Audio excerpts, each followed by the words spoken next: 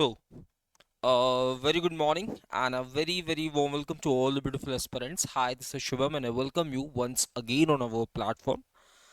आप सभी खूबसूरत लोगों का एक बार फिर से बहुत बहुत स्वागत है हमारे इस बेहतरीन से प्लेटफॉर्म पे जहां पे हम रोजाना करंट अफेयर्स के कुछ बहुत ही इंपॉर्टेंट न्यूज़ को डिस्कस करते हैं। ठीक है, तो आज की तारीख है 26 अप्रैल और हमेशा की तरह मैं आपके सामने कुछ इंपॉर्टेंट न्यूज़ लेकर आया हूं।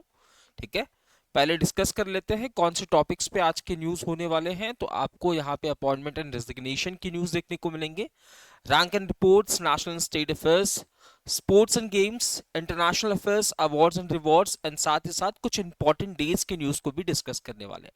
तो बढ़ते हैं आज के पहले न्यूज़ की तरफ। द वेरी फर्स्ट न्यूज़ आप सभी के सामने है, अपॉइंटमेंट एंड रेजिग्नेशन से रिलेटेड क्या कह रहा है, ध्यान से देखते हैं। चलिए, पहला न्यूज कह रहा है कि who recently resigned as chairman of World Economic Forum. World Economic Forum के चेयरपर्सन के रूप में किसने क्या दिया है भैया, रेजिग्नेशन दिया है। अगर मैं बात करूं अजय बंगा जी की, है ना, अजय बंगा जी अगर आपको याद हो वर्ल्ड बैंक के अंदर इनको एज प्रेसिडेंट अपॉइंट किया गया था। ठीक है, वर्ल्ड बैंक के अंदर। इसके बाद अंटोनियो गटरेस की बात करूं तो ये आपको यूनाइटेड नेशंस के अंदर देखने को मिलेंगे। वहीं अगर मैं क्रिस्टलिना जॉर्जीवा की बात करूं तो ये क्या हो जाएंगी भैया, एमडी हो जाएंगी। कहां पे, इंटरनेशनल मॉनेटरी फंड आईएमएफ के अंदर, है ना। वहीं अगर मैं आईएमएफ की डिप्टी एमडी की बात करूं, फर्स्ट डिप्टी एमडी की बात करूं तो ये कौन होने वाली है, फटाफट से कमेंट सेक्शन में बताइए। ठीक है, तो यहां पे देखिए एक व्यक्ति है जिनका नाम है क्लॉस क्वाब। ठीक है, कि वही व्यक्ति है जिन्होंने वर्ल्ड इकोनॉमिक फोरम को स्टैब्लिश किया है। वर्ल्ड इकोनॉमिक फोरम को स्टैब्लिश करने वाले व्यक्ति थे जिनका नाम क्या है, क्लॉस क्वाब, है ना। वर्ल्ड इकोनॉमिक फोरम जिसे स्टैब्लिश किया गया था 1971 में, और तब से लेकर अब तक, है ना, तब से लेकर अब तक ये चेयरमैन थे किसके, वर्ल्ड इकोनॉमिक फोरम के। अगर मैं आपसे पूछूं कि वर्ल्ड इकोनॉमिक फोरम को स्टैब्लिश किस लिए किया जाता है, तो याद रखना वर्ल्ड इकोनॉमिक फोरम को स्टैब्लिश किया जाता है ताकि, है ना, प्राइवेट पब्लिक पार्टनरशिप हो सके, प्राइवेट पब्लिक पार्टनरशिप हो सके। ठीक है, किसके लिए, इकोनॉमिक ग्रोथ के लिए। इकोनॉमिक ग्रोथ के लिए मतलब हम लोग मिलकर इकोनॉमिक ग्रोथ करना चाहते हैं, किसका, पूरे वर्ल्ड का। पूरे वर्ल्ड के इकोनॉमिक ग्रोथ के लिए यहाँ पे काम करती है कौन, वर्ल्ड इकोनॉमिक फोरम। याद रखना वर्ल्ड इकोनॉमिक फोरम की जो मीटिंग होती है ना, जो मीटिंग होती है वो तो होती है डेवोस के अंदर। कहाँ पे होती है, डेवोस के अंदर।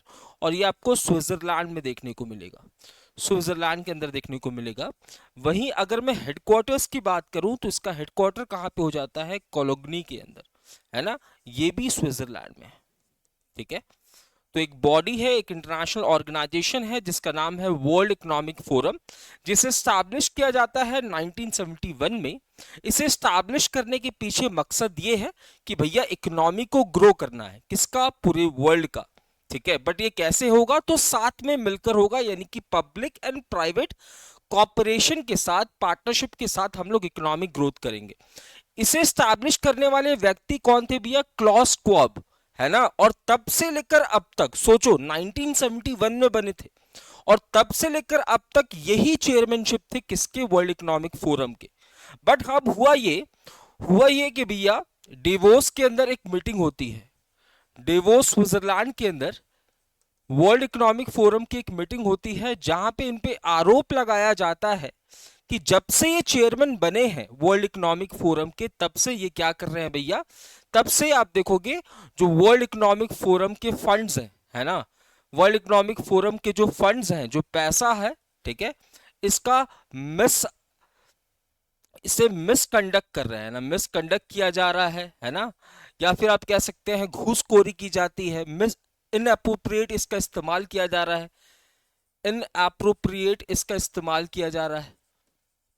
साथ ही साथ इनके ऊपर यह भी आरोप लगा है कि अपने ये जूनियर्स को भी कहते हैं कि वर्ल्ड इकोनॉमिक फोरम के फंड से पैसा विड्रॉ करो, है ना।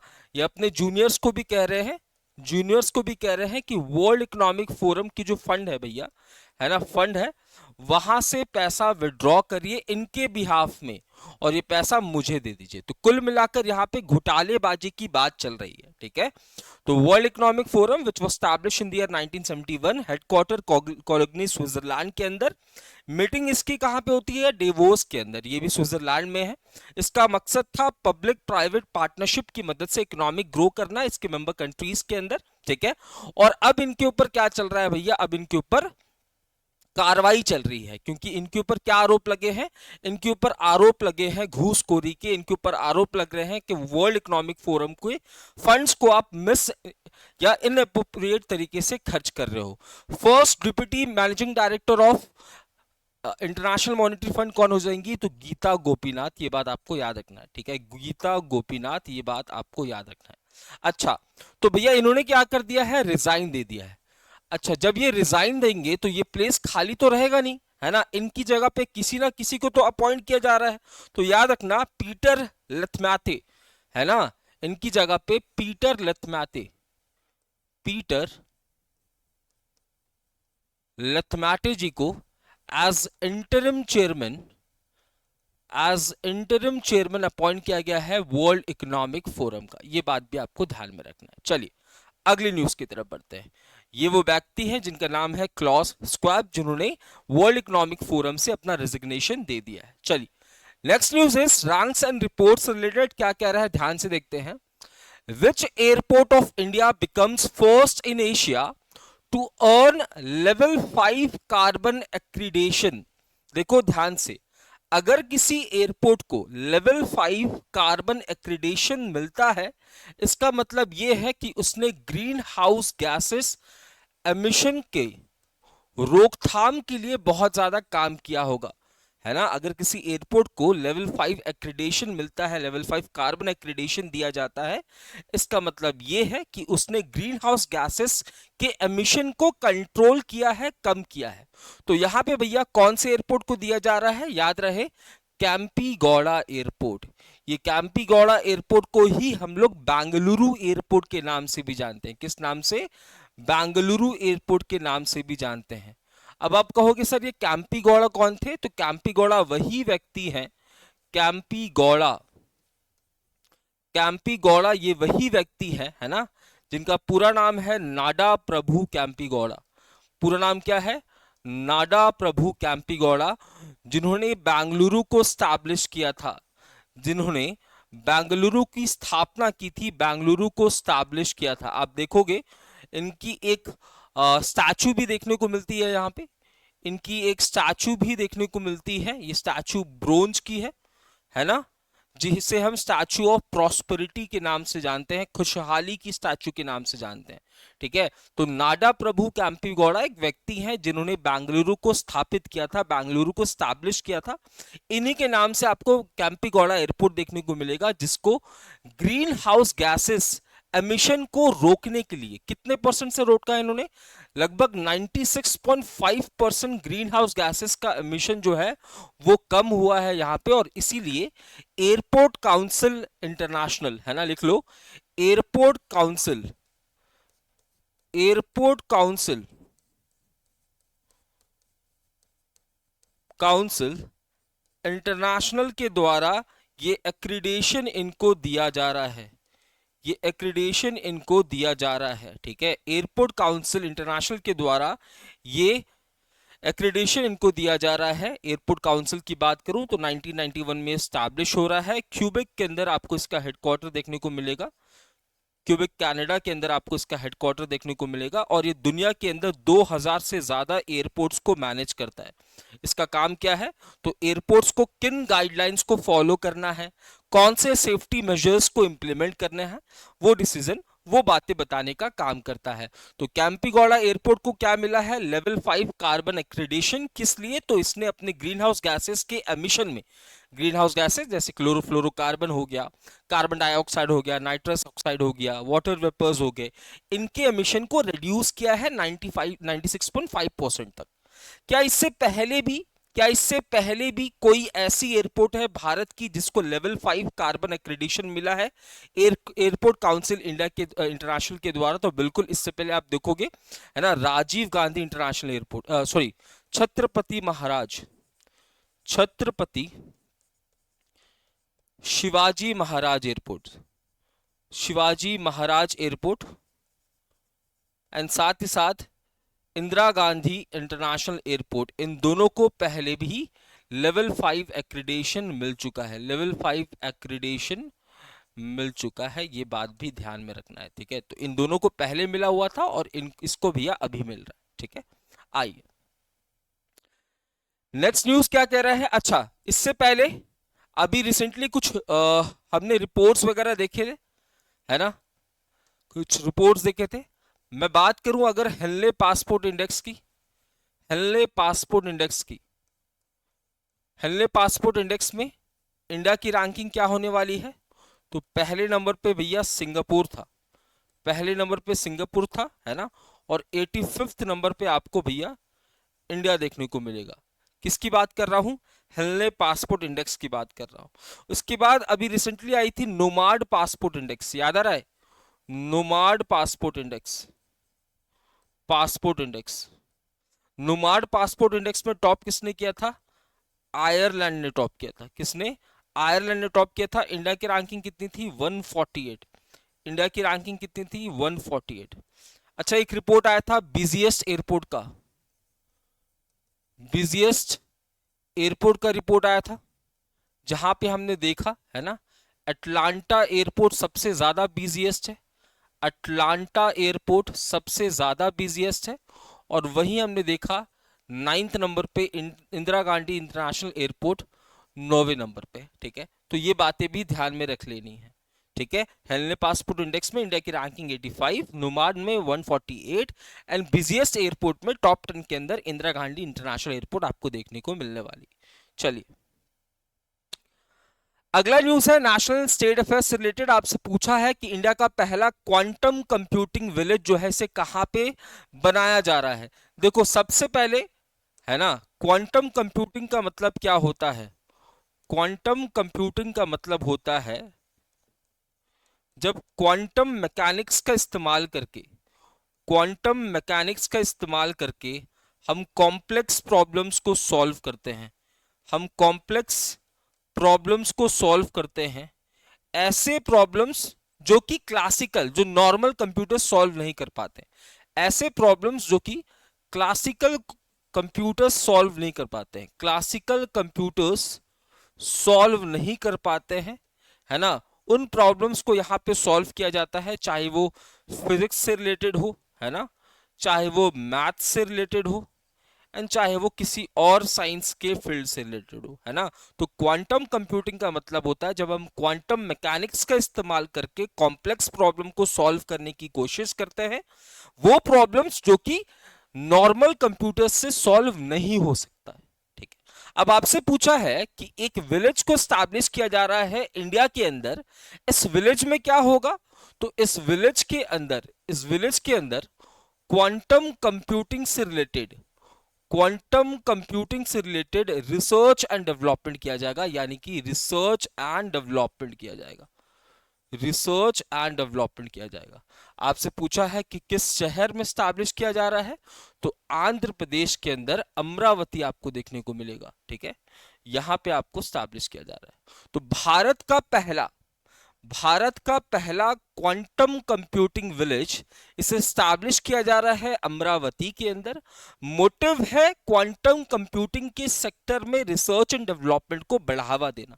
क्वांटम कंप्यूटिंग का मतलब होता है जब हम लोग क्वांटम मैकेनिक्स का इस्तेमाल करते हैं, एक मैकेनिज्म का इस्तेमाल करते हैं कॉम्प्लेक्स प्रॉब्लम को सॉल्व करने के लिए, वो प्रॉब्लम जो कि नॉर्मल कंप्यूटर नहीं कर पाता है, ठीक है। आई अगला प्रश्न आपसे पूछा है कि which state paid tribute to martyrs and war heroes on Khongjom day. देखो 1891 में एक वॉर हुआ था, है ना, 1891 में एक वॉर हुआ था, ये वॉर ब्रिटिशर्स के बीच में हुआ था, ब्रिटिशर्स के बीच में हुआ था, है ना। साथ ही साथ ये वॉर मणिपुर, मणिपुर के बीच में हुआ था, है ना। 1891 में एक वॉर हुआ था भैया ब्रिटिशर्स के बीच में एंड मणिपुर के बीच में, है ना। मणिपुर को तब कौन लीड कर रहे थे? महाराज कुलाचंद्र। मणिपुर को तब लीड कर रहे थे महाराज कुलाचंद्र सिंह, ठीक है। तो 1891 में ब्रिटिशर्स एंड मणिपुर के बीच में वॉर होता है, जहां पे ब्रिटिशर्स जो है उनको जीत हासिल होती है। अब इस वॉर में जो मणिपुर की तरफ से लड़े थे, इस वॉर में मणिपुर की तरफ से जो मार्टियर्स थे, जो शहीद हो गए थे, उनका एक वॉर मेमोरियल बनाया गया। उनका एक क्या बनाया गया है? उनका एक वॉर मेमोरियल बनाया गया है। वॉर मेमोरियल बनाया गया है। और इसी वॉर मेमोरियल में हमने क्या सेलिब्रेट किया? खॉन्जम डे, ठीक है। इसी वॉर मेमोरियल में हमने खॉन्जम डे सेलिब्रेट किया, उन मार्टियर्स को याद करते हुए। ये सेलिब्रेशन कब हो रहा है याद रखना? 23 अप्रैल को। 23 अप्रैल को इसका सेलिब्रेशन हुआ। कहां पे? मणिपुर के अंदर। 1819 में एक वॉर होता है ब्रिटिशर्स के बीच में एंड मणिपुर के उस समय के किंगडम के बीच में, जिसको लीड कर रहे थे कुलाचंद्र सिंह, है ना, जिसको लीड कर रहे थे कुलाचंद्र सिंह। आइए, आपसे पूछा है a national campaign was launch to eliminate measles rubella by which year? भैया देखो क्या हुआ है, हमारे यूनियन हेल्थ मिनिस्टर जिनका नाम है जेपी नड्डा साहब, जिनका नाम है जेपी नड्डा साहब, इन्होंने लॉन्च किया है क्या? एक कैंपेन। और इन्होंने बोला है कि ये कैंपेन क्या है? एक तरीके का अवेयरनेस कैंपेन है। अवेयरनेस कैंपेन है। इस अवेयरनेस कैंपेन के तहत हम क्या करना चाहते हैं? हम रुबेला साथ ही साथ मीजल्स को भैया एलिमिनेट करना चाहते हैं, यानी कि खत्म करना चाहते हैं। आपने पूछा सर कब तक खत्म कर दोगे? इन्होंने बोला 2026 तक खत्म कर देंगे। 2026 तक भारत के अंदर ना तो रुबेला का केसेस ना तो मीजल्स के केसेस देखने को मिलेंगे। आप पूछोगे कि सर रुबेला और मीजल्स ये किस प्रकार की डिजीज है? हाँ जी बताइए कमेंट सेक्शन में, रुबेला और मीजल्स ये किस प्रकार की डिजीज है? तो याद रखना ये दोनों ही वायरल डिजीज है। ये दोनों ही एक प्रकार की वायरल डिजीज है बच्चा, वायरल डिजीज है, जो कि रुबेला वायरस की वजह से होता है, जो कि रुबेला वायरस की वजह से होता है। इसके सिम्टम्स क्या है ना? इसके सिम्टम्स जैसे बहुत ज्यादा सीवियर हेडेक होना, है ना, सोर थ्रोट हो जाना, ठीक है, सोर थ्रोट हो जाना, फीवर आना, है ना, फीवर आएगा आपको, सोर थ्रोट हो जाएगा, है ना, बहुत ज्यादा हेडेक आने वाला है। तो ये सारे सिम्टम्स होने वाले हैं किसके? रूबेला और मीजल्स के। ये दोनों एक ही वायरस से होता है, ध्यान में रहे, ये दोनों एक ही वायरस से होता है, बट मीजल्स थोड़ा सा ज्यादा सीवियर होता है। मीजल्स थोड़ा सा ज्यादा सीवियर होता है, रुबेला थोड़ा कम सीरियस होता है। So a national level campaign has been launched by the union health minister of India, नाम है इनका जेपी नड्डा साहब, जहां पे हम टारगेट कर रहे हैं कि हम लोग रुबेला मीजल्स को एलिमिनेट कर देंगे भारत से। कब तक? 2026 तक। चलो बताओ फटाफट से, है ना। इंडिया का टारगेट काला अजहर को एलिमिनेट करने का, इंडिया का टारगेट काला अजहर को एलिमिनेट करने का कब तक का है? इंडिया का टारगेट मलेरिया को एलिमिनेट करने का कब तक का है? इंडिया का टारगेट ट्यूबरक्लोसिस को एलिमिनेट करने का कब तक का है? इंडिया का टारगेट लिम्फेटिक फिलरेसिस को एलिमिनेट करने का टारगेट कब तक का है? तो काला अजहर को एलिमिनेट करने का टारगेट था हमारा भैया 2023।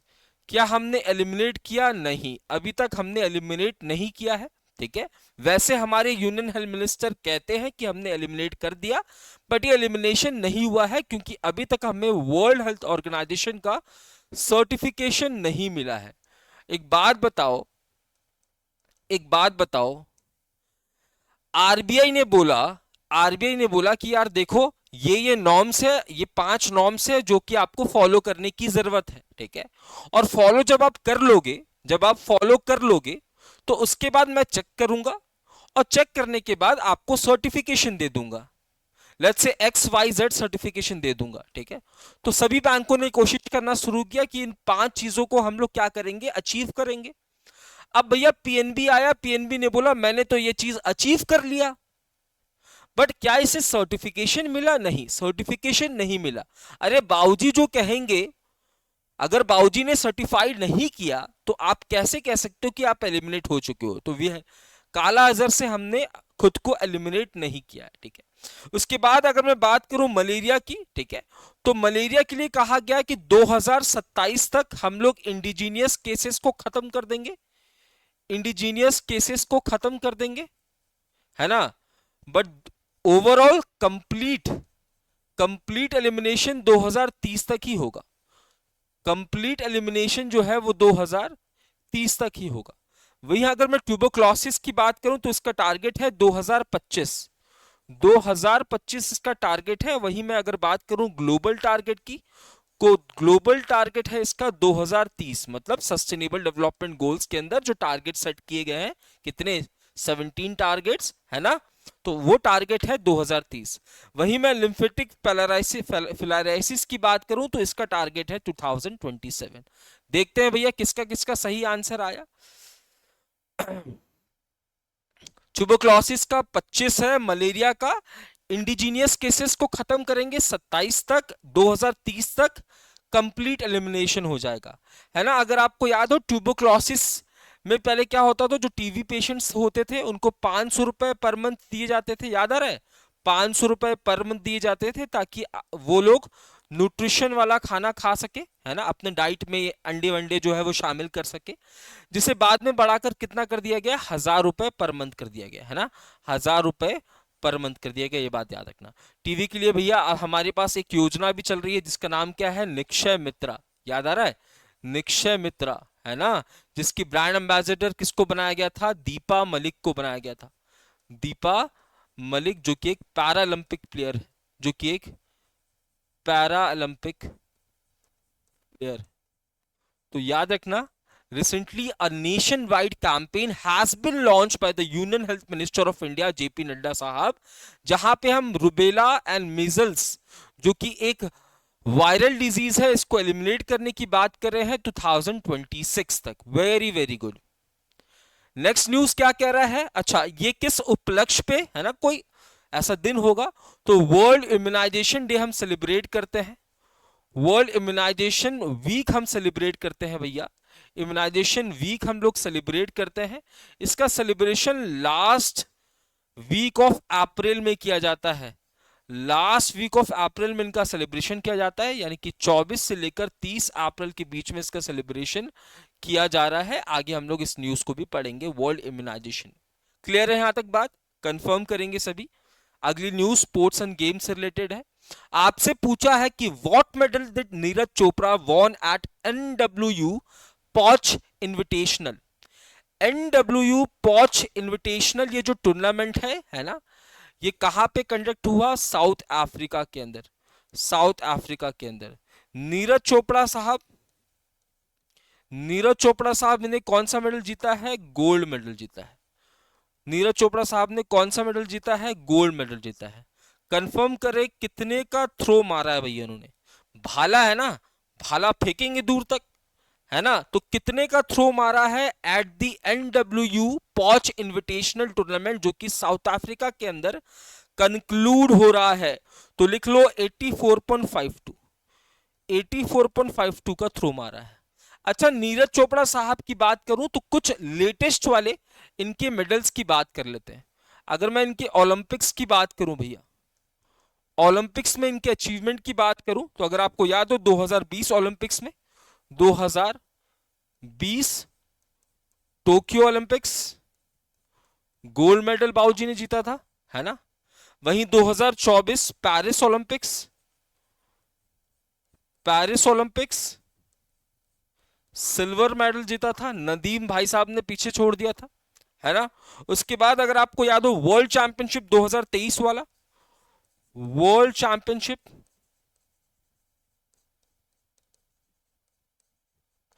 कौन सा वाला, 2023 वाला, यहां पे भी गोल्ड मारा था इन्होंने, है ना। ये कहां पे हुआ था भैया, बुडापेस्ट में हुआ था, बुडापेस्ट में हुआ था। उसके बाद रिसेंट वाला बात करूं 2024 में, है ना, ब्रुसेल्स वाला डायमंड लीग खेला गया, ब्रुसेल्स वाला डायमंड लीग खेला गया, जहां पे इन्होंने सिल्वर मेडल मारा भैया, सिल्वर मेडल मारा। वही अगर मैं नीरज चोपड़ा साहब की बात करूं, तो रिसेंटली इनको बोट का ब्रांड एम्बेसडर, है ना, एवरीडे बैटरी बचपन में यूज करते थे हम लोग, एवरीडे, इसका ब्रांड एम्बेसडर बनाया गया है ना, बोट का, एवरीडे का, इसका ब्रांड एम्बेसडर भी बनाया गया है, ठीक है। बोट का नहीं, नॉइस का लिखो, अरे बोट बोल रहा हूं मैं, नॉइस का ब्रांड एम्बेसडर, ठीक है। वीजा का ब्रांड एम्बेसडर बनाया गया है, ठीक है। तो नीरज चोपड़ा साहब को ये सारे ब्रांड एम्बेसडर्स बनाए गए, 89.45, ठीक है। क्लियर बाबूजी। तो यहां पे इन्होंने गोल्ड मेडल जीता है, ठीक है। कौन सा मेडल, गोल्ड मेडल। बाकी लोगों का आंसर क्यों नहीं आ रहा है भैया, है ना। चलिए, 84.252 ना, 84.52, 84.52, ठीक है। Next news is, who recently von Pune FIDE women's grand prix 2025। देखो, यहां पे जैसे ही फिडे आया, हमेशा याद रखना, जिस टूर्नामेंट के अंदर फिडे आ जाएगा, वो टूर्नामेंट कौन कंडक्ट करा रही है भैया, इंटरनेशनल चेस फेडरेशन कंडक्ट करा रही है, इंटरनेशनल चेस फेडरेशन कंडक्ट करा रही है। ये वो इंटरनेशनल बॉडी है जो कि चेस के सभी इंटरनेशनल टूर्नामेंट्स को कंडक्ट कराती है। जैसे क्रिकेट के इंटरनेशनल टूर्नामेंट्स कौन करा रहा है, आईसीसी करा रहा है ना। एशिया वाले टूर्नामेंट्स को कौन करा रहा है, एसीसी करा रहा है ना। नकवी साहब को अपॉइंट किया गया था रिसेंटली। तो फिडे चेस के सभी इंटरनेशनल टूर्नामेंट्स को कंडक्ट कराएगा। 1924 में स्टैब्लिश होता है, लॉसेन स्विट्जरलैंड में इसका हेडक्वार्टर है, लॉसेन स्विट्जरलैंड में आपको इसका हेडक्वार्टर देखने को मिलेगा। आर कैंडी भाई साहब इसके क्या हो जाएंगे, हेड हो जाएंगे, या प्रेसिडेंट कह लो। विश्वनाथ आनंद इसके वाइस प्रेसिडेंट हो जाएंगे, विश्वनाथ आनंद इसके वाइस प्रेसिडेंट हो जाएंगे। तो recently Pune FIDE women's grand prix 2025 जीत कौन रहा है, तो जीत रही हैं हमारी कुनारू हम्पी। कौन जीत रही है, कुनारू हम्पी। याद रखना, ये वही कुनारू हम्पी है जो कि सेकेंड विमेन ग्रैंड मास्टर भी है इंडिया की, second women grand master of India, second women grand master of India ये बनी थी 2002 के अंदर, ठीक है। थर्ड पोजीशन पे आपको दिव्या देशमुख देखने को मिलेगी, एंड हाँ, एंड सेकेंड पोजीशन पे भैया आपको कौन, नुरग्युल सलीमोवा देखने को मिलेंगी। आर वैशाली ये आर प्रगनंदा की बहन है, आर वैशाली ये आर प्रगनंदा की बहन है ना। ये भी एक ग्रैंड मास्टर है, ठीक है। मतलब दो भाई बहन ग्रैंड मास्टर की बात करूं तो R Vaishali, R Praggnanandhaa, and Koneru Humpy ने जीत लिया है Pune FIDE women's grand prix 2025। अच्छा, मैग्नस कार्लसन साहब का नाम सुना होगा आपने, साहब मैं इसलिए लगा रहा हूं क्योंकि वो व्यक्ति है ना, जो कि 2011 से लेकर 2022 के बीच में सबसे लंबे समय तक वर्ल्ड चैंपियन रहे थे, सबसे लंबे समय तक वर्ल्ड चैंपियन रहे थे। फिलहाल वर्ल्ड चैंपियन कौन है, प्रेजेंट में वर्ल्ड चैंपियन कौन है, तो प्रेजेंट में वर्ल्ड चैंपियन है D Gukesh, D Gukesh present में वर्ल्ड चैंपियन है, जिन्होंने डिंग लिरिन को हराया था, जो कि चाइना के इकलौते वर्ल्ड चैंपियन थे, है ना। और ये इंडिया के यंगेस्ट ग्रैंड मास्टर भी हैं, ये बात भी ध्यान में रखना है, कंफ्यूज करने का जरूरत न को। मैंने क्या कहा, मैग्नस कार्लसन ये वो व्यक्ति है चेस की दुनिया में, है ना, क्रिकेट के रिकी पॉन्टिंग है, ये सबसे लंबे समय तक वर्ल्ड चैंपियनशिप का टाइटल होल्ड करने वाले व्यक्ति हैं ये। और जब इनके हाथ से टाइटल गया तब ये कॉम्पीट नहीं कर रहे थे। तुम सोच रहे हो मैं जीता हुआ खिलाड़ी हूं और मेरे हाथ से टाइटल तब जा रहा है जब मैं उस गेम में खेल नहीं रहा हूं, है ना। प्रेजेंट में वर्ल्ड चैंपियन है डी गुकेश, ये इंडिया के सबसे यंगेस्ट ग्रैंड मास्टर भी है। इन्होंने किसको हराया था? डिंग लिरेन को। बात में कर रहा था मैग्नस कार्लसन की, तो भैया रिसेंटली मैग्नस कार्लसन ने दो बहुत इंपॉर्टेंट टूर्नामेंट्स जीते हैं, है ना? कौन कौन सा? तो ग्रिनके चेस फ्रीस्टाइल जीता है 2025 में, ग्रीनके चेस फ्रीस्टाइल टूर्नामेंट जीता है उन्होंने। एंड 2025 में ही पेरिस के अंदर अब एक फ्रीस्टाइल, है ना, फ्रीस्टाइल ग्रैंड स्लैम जीता है 2025 फ्रीस्टाइल ग्रैंड स्लैम भी जीता गया है इनके द्वारा, और ये हुआ था पेरिस के अंदर। ये न्यूज भी नोट डाउन कर सकते हैं आप लोग, ठीक है? ठीक है, क्लियर है? चलो आइए अगले प्रश्न की तरफ बढ़ते हैं। तो ये भैया हमारी कुनारू हम्पी जी 2002 में ये ग्रैंड मास्टर बनी थी, है ना? Second women grand master. And first women grand master कौन थी? एस विजयलक्ष्मी। एस विजयलक्ष्मी जो कि 2001 में बनी थी। And first grandmaster from India Viswanathan Anand, है ना? ईयर बताना। एंड फर्स्ट वर्ल्ड चैंपियन भी भारत की तरफ से यही थे। अगले प्रश्न की तरफ बढ़ते हैं। इंटरनेशनल अफेयर्स की न्यूज है। आपसे पूछा है कि in which year was a Shimla agreement was signed by Pakistan which was recently suspended? 1972 का वो वक्त था, साल था 1972। भैया 1971 में क्या हुआ था? Bangladesh liberation war, Bangladesh liberation war था, लिबरेशन वॉर। और 1972 को, है ना, क्या होता है भैया? पहले तो ड्राफ्ट होता है ना? कोई चीज पहले ड्राफ्ट की जाएगी भैया। अरे एक बात बताओ, मेरे और तुम्हारे बीच में कुछ अग्रीमेंट होगा, तो अग्रीमेंट पे साइन करने से पहले मुझे लिखना पड़ेगा ना कि ये पॉइंट्स हैं। तो पहली बात करूं अगर, कि अग्रीमेंट को ड्राफ्ट किया गया था 28 जून 1972 को। 28 जून 1972 को इस अग्रीमेंट को ड्राफ्ट किया गया था पहले, ठीक है? और 2 जुलाई 1972 को, 2 जुलाई 1972 को इसे साइन किया गया था। साइन किसके किसके बीच में? तो तब के प्रधानमंत्री इंदिरा गांधी, इंदिरा गांधी, एंड तब प्रेसिडेंट, है ना, कौन? भुट्टू साहब, यानी कि जुल्फिकार अली भुट्टू। जुल्फिकार, जुल्फिकार अली। इनके परिवार के बारे में यूट्यूब पे पढ़ोगे ना, इनके परिवार परिवार का अलग सीन है ना? इनके परिवार के सभी लोगों को मार दिया जाता है। बेनिजर भुट्टू, जुल्फिकार अली भुट्टू, है ना? खैर पाकिस्तान है ही कूप वाली देश, हमेशा कूप होती रहती है, किसी ने भी अपना टेन्योर ही समाप्त नहीं किया गया। तो 1972 28 जून को ये ट्रीटी ड्राफ्ट की जाती है, साइन की जाती है 2 जुलाई 1972 को इंदिरा गांधी एंड तब के प्रेसिडेंट जुल्फिकार अली भुट्टो के बीच में। और इस शिमला एग्रीमेंट में कहा जाता है कौन कौन सी चीजें? पहली चीज, बांग्लादेश को as a independent country recognise किया जाता है। बांग्लादेश को एज इंडिपेंडेंट कंट्री रिकॉग्नाइज भी किया जाता है। साथ ही साथ बोला जाता है कि भैया लाइन ऑफ कंट्रोल को हम दोनों देश रेस्पेक्ट करेंगे, कोई भी इन्फिल्ट्रेशन वगैरह नहीं किया जाएगा। एंड तीसरा यहां पे कहा जाता है क्या भैया? तीसरा कहा जाता है कि अगर कोई डिस्प्यूट है इंडिया एंड पाकिस्तान के बीच में, चाहे वो डिस्प्यूट कश्मीर से रिलेटेड ही क्यों ना हो, तो इस डिस्प्यूट को हम लोग भैया बाइलैटरली, यानी कि मिलकर, मतलब बाइलैटरली यानी कि दोनों देश मिलकर सॉल्व करेंगे। बायलैटरली सॉल्व किया जाएगा, यानी कि भी ना तो हम चाइना के पास जाएंगे, ना तो हम यूएसए के पास जाएंगे, ना तो यूनाइटेड नेशंस में खड़े होकर चिल्लाएंगे, है ना? तो ये ट्रीटी साइन किया गया था 1972 में, ठीक है, 1972 में। और इसी को सस्पेंड किया गया। किसके किसके साथ सस्पेंड किया गया, ध्यान रखना। अभी और भी चीजें देखो, इंडिया ने 5 स्टेप्स लिए, तो वो हमने डिस्कस किया था।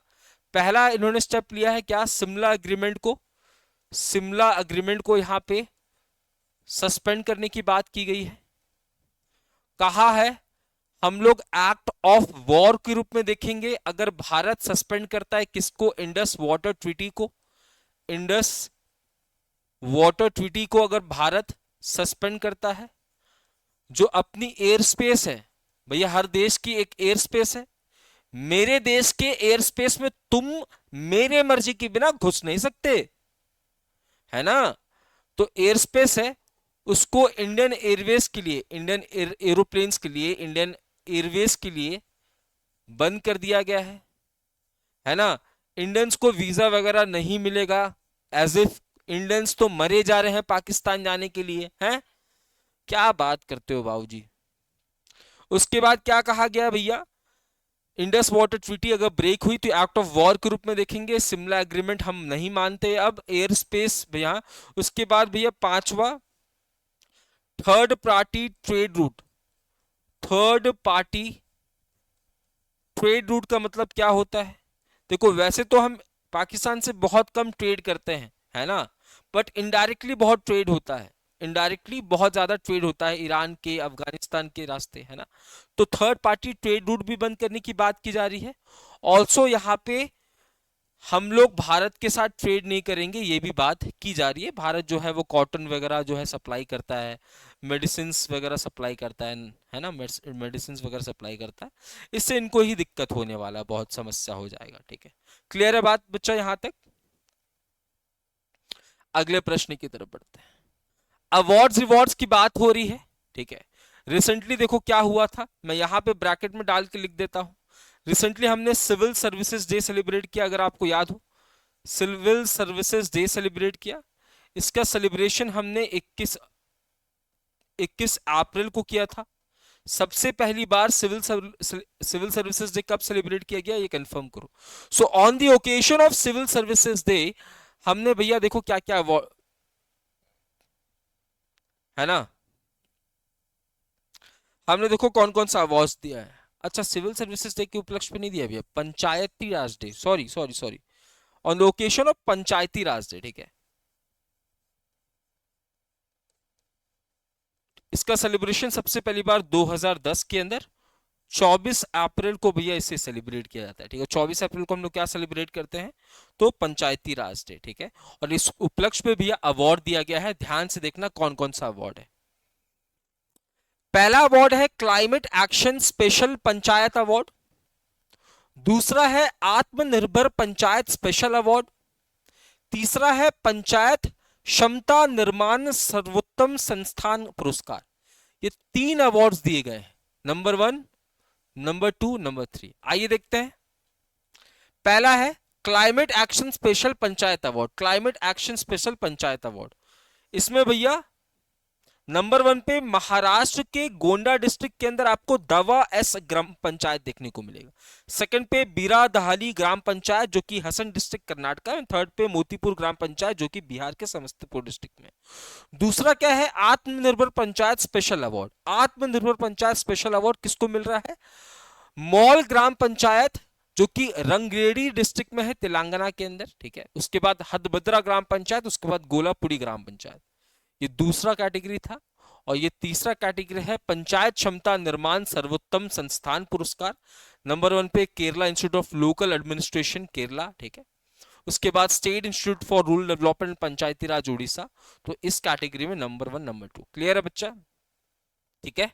तो on the occasion of Panchayati Raj day which was first celebrated in the year 2010, है ना, एनुअली ये इसका सेलिब्रेशन 24 अप्रैल को होता है। तो हमने पंचायत अवार्ड जो है वो अनाउंस किए। 3 कैटेगरी में अवार्ड दिया जाता है, विनर्स के नाम, है ना। सिर्फ क्या करना, इस कैटेगरी का पहला पोजीशन पे कौन था, इस कैटेगरी का पहला पोजीशन पे कौन था, इस कैटेगरी का पहला पोजीशन पे कौन था, सिर्फ इतना याद कर लेना, इतना तो याद करना पड़ेगा आपको, ठीक है। आइए, इंपॉर्टेंट डेज की न्यूज आ गई भैया। वर्ल्ड मलेरिया डे सेलिब्रेट हो रहा है, आइए, वर्ल्ड मलेरिया डे, ठीक है। तो वर्ल्ड मलेरिया डे का सेलिब्रेशन कब हो रहा है, 25 अप्रैल को हो रहा है ना, 25 अप्रैल को हो रहा है। पहली बार इसका सेलिब्रेशन 2008 में हुआ था, बट WHO के द्वारा, सॉरी, यूनाइटेड नेशंस के द्वारा इसको रिकॉग्नाइज किया गया था 2007 के अंदर। याद रहे 2008 से अफ्रीकन कंट्रीज इसका सेलिब्रेशन कर रही है। देखो nation wide celebration, world wide celebration हुआ 2008 में, बट अफ्रीकन कंट्रीज भैया मलेरिया डे का सेलिब्रेशन 2001 से ही कर रही है, ठीक है, 2001 से ही कर रही है, ये बात आपको ध्यान रखना। इस बार का थीम क्या है? मलेरिया एंड्स विथ अस, री इन्वेस्ट, री इमेजिन, री इग्नाइट, ठीक है। तो हर साल 25 अप्रैल को सिंस 2008 हम क्या सेलिब्रेट कर रहे हैं? World malaria day. इस बार का थीम है मलेरिया एंड्स विथ अस, री इन्वेस्ट करना है, री इग्नाइट करना है, री इमेजिन करना है।